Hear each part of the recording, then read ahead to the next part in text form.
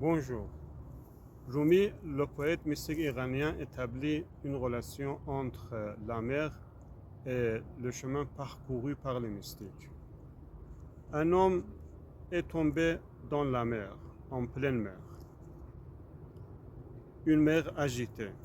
Tant qu'il est vivant et respire, il doit lutter contre les vagues et les tourbillons. Finalement, il se noie et meurt. Une fois mort, la mer le laisse tranquille et le porte à la surface de l'eau. La mer devient son porteur. Rumi évoque l'eau comme la mer infinie de l'existence divine.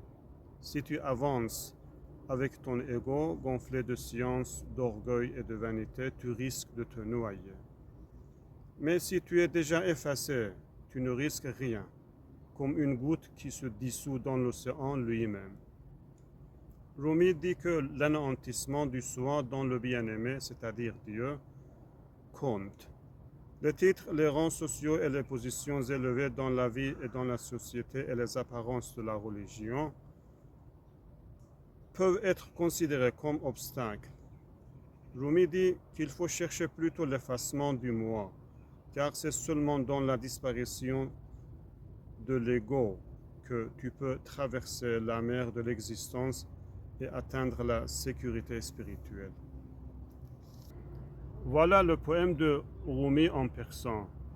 محو می باید نه نحو اینجا بدان گر تو محوی بی خطر در آب ران آب دریا مرده را بر سر نهد ور بود زنده ز دریا کی رهد چون بفردی تو ز اوصاف بشر بحر اسرارت نهند بر فرق سر. Si tu te débarrasses de tous les caractères humains, des mauvais caractères humains, on te mettra un océan de mystère sur la tête.